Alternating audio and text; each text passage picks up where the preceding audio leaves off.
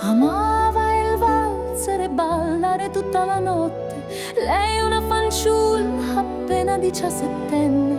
Lui un uomo alto, più grande, una statura imponente. Gli occhi più belli del mondo si sposarono davanti alla gente.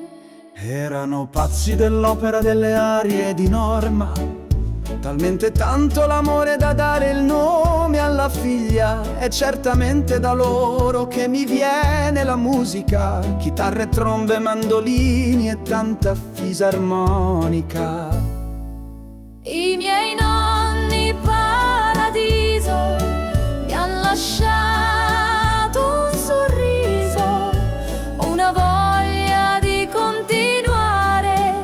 la loro grande storia di amore. Ogni volta prima di scrivere una canzone sento il loro cuore pulsare al ritmo inconfondibile. Mi dicono: Mario, ecco le parole.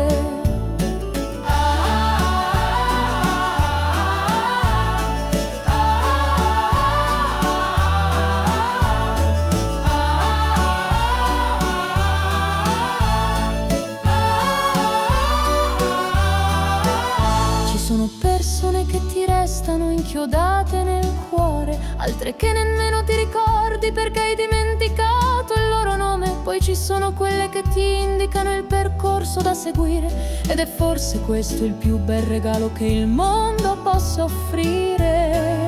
Si dice che le persone anziane sono in un vicolo cieco, ma ci si dimentica che quello che conta è come hai vissuto. Le ricchezze che conta non ha nulla a vedere con il portafogli. I miei nonni mi hanno lasciato in eredità il migliore dei giri.